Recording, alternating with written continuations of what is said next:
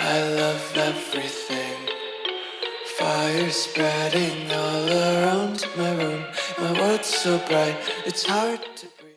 Hey guys, and today's video is beginner's guide on Rust. So basically, I'm on a modded server just so it's a little faster, but there's not much of a difference. It's just two times the resources. So basically, what you're gonna want to do is you're gonna try to get as much wood as possible, and then location is also very important as well. So to start off, you want to get as much wood as you can, probably roughly around 5,000 ish, just so you can get your whole base up. So I suggest for base size would be a 2x2, but we'll get into a little bit more about that in a little while. So basically, for materials that you're gonna want is you're gonna want like around 5,000 wood, 2,000 to 5,000, and then you're gonna also want like 3,000 rock, but that's after you set up your base, just so you're able to upgrade it. And you'll be able to find a little bit of rock on the ground as well, so that will give you around 50. As well as tree stumps. Tree stumps will give you 50. You just have to pick it up, so you don't have to use your rock for it. And then to continue this, you basically, location is also very important. So where I'm headed right now is I want to go near the outpost. And what the outpost is it provides you the safe zone. So basically, the safe zone is basically so no one can shoot you, no one can loot your body, and it has the recyclers and everything. And around it, roughly around it, you can grab some materials as well from like little oil cans and stuff like that, so you can grab stuff.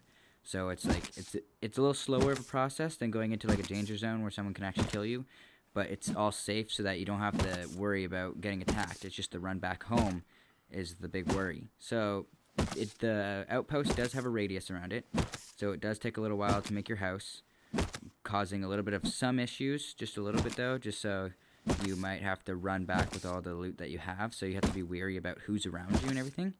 But for the most part, you want to be near the outpost, so you're able to grab the recycler and you can recycle all your items. So you also want metal frags, so you get those from the metal rocks, so you're able to craft a whole bunch. So as you can see on the top left of my inventory, I have 600-ish, I think.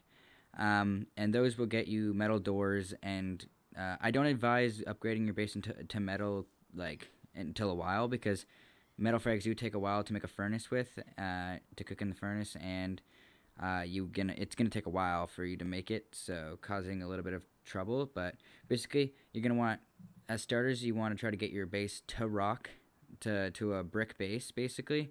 So you just, every single time you're running to that one spot near the outpost, as your way there, you want to try to craft a pickaxe, which also takes a couple wood and a couple rocks. And once you get that, then you can craft a pickaxe, and then you can start mining the rocks and get more rock, so you're able to build a rock base better and faster, just so it's a little easier, so no one can, it's easier for you, so no one can loot your base really easily if they have guns.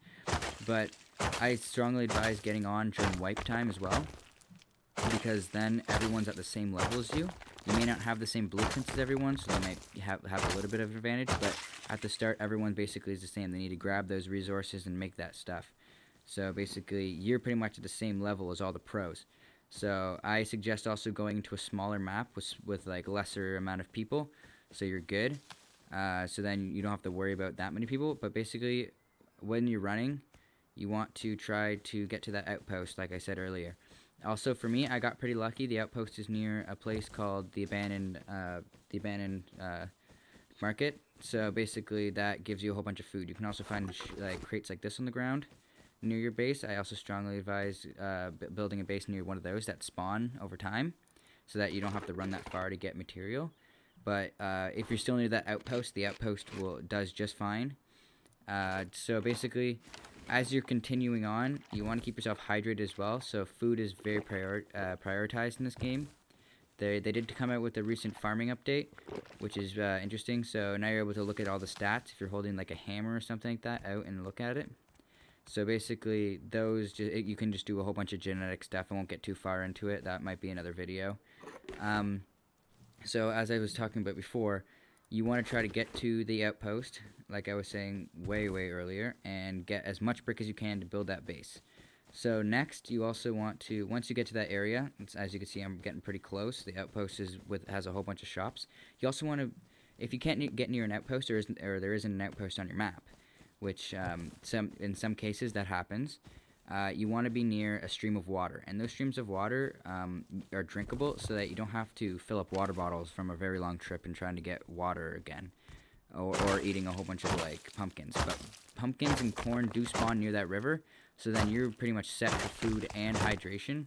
So then you don't really have to worry about that stuff, which is really good. And try to make sure that your river is near like a mining outpost or an abandoned market or a water treatment plant, anywhere that items spawn, so you're able to get guns and then like research them, and then you can advance your way up through everyone, and then it'll be a whole lot easier.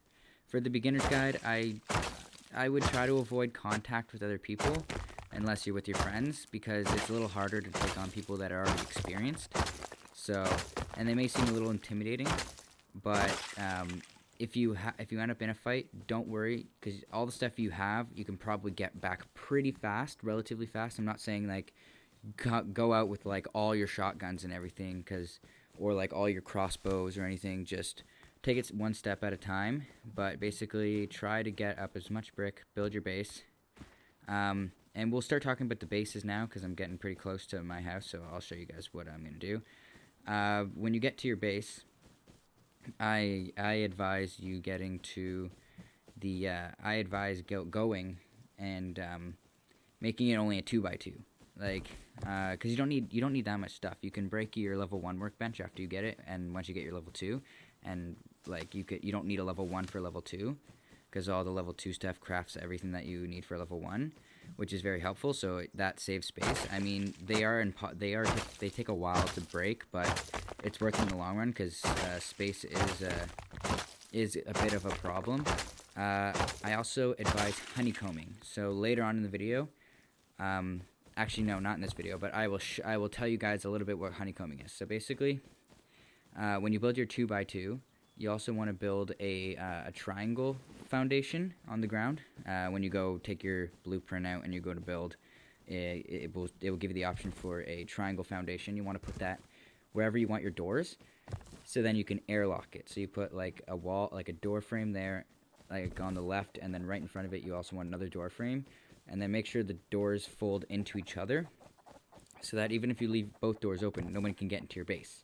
They can shoot stuff in your base, but they can't get into it.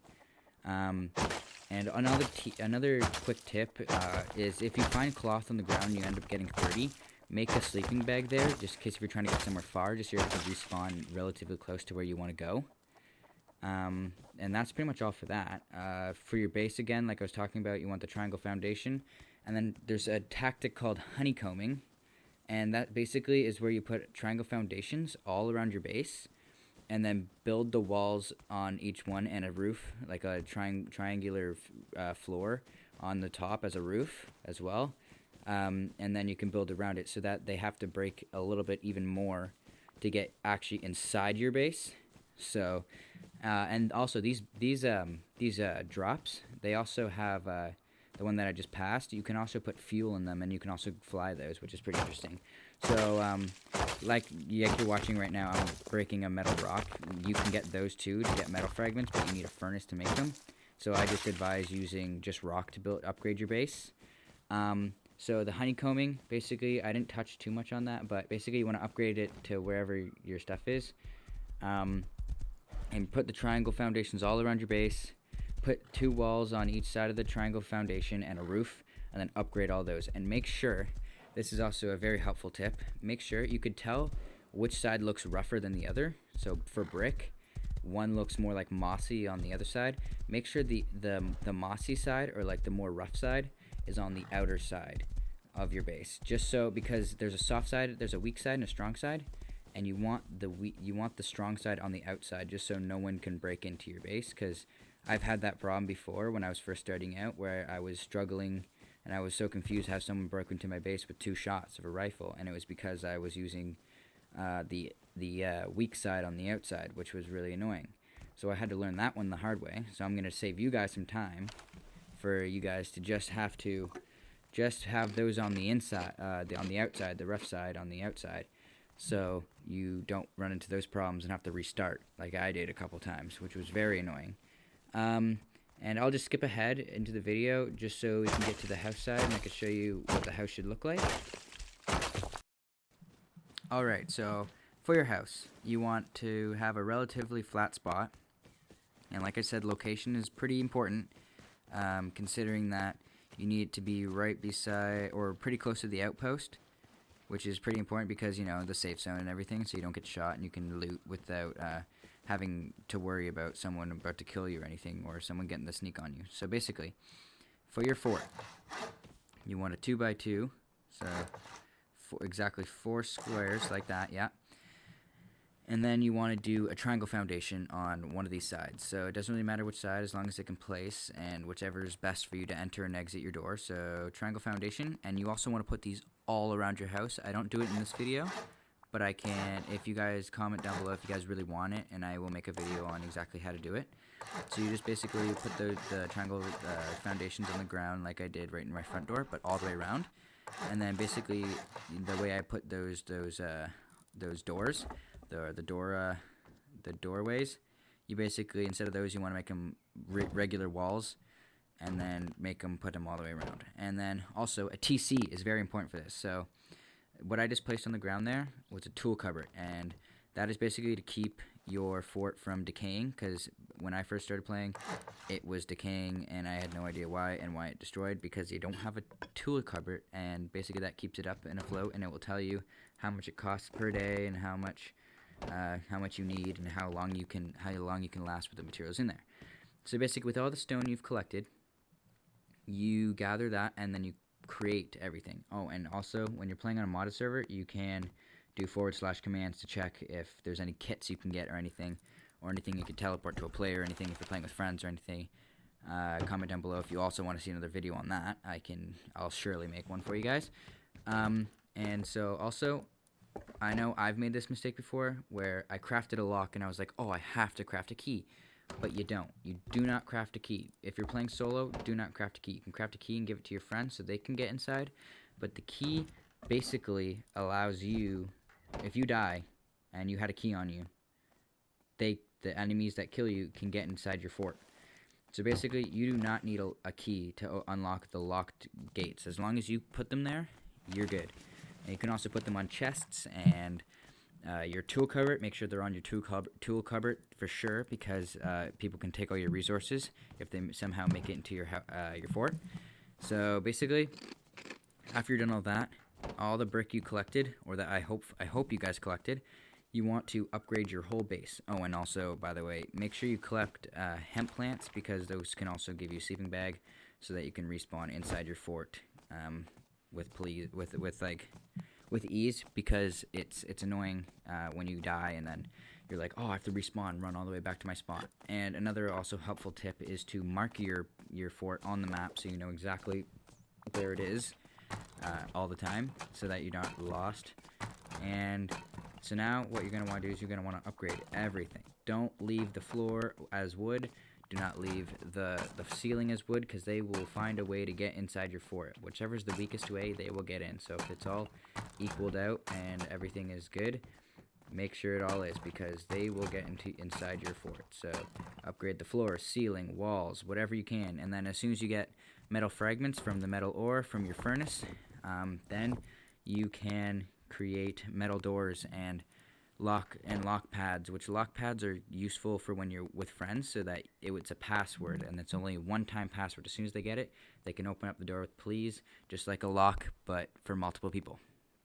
So then, if you want, you can rename your sleeping bag, like I'm doing right now, the OG Sleep Sack. I find it's the best name for it. So then basically you're not lost in like, oh, was this the sleeping bag? If you place multiple sleeping bags, you're like, oh, is this the one for this fort? Is this one for that fort? I know it shows it on the map, but it's like not as good as just naming it and knowing exactly which one is for which. So then basically that's pretty much it for the video. Like and subscribe. I'd really appreciate it. Basically comment down below what other videos you want me to do. And that's pretty much it for the video. I hope you guys like it, and have a good day. I live inside my own world of make-believe. Kids screaming in the cradles, profanities.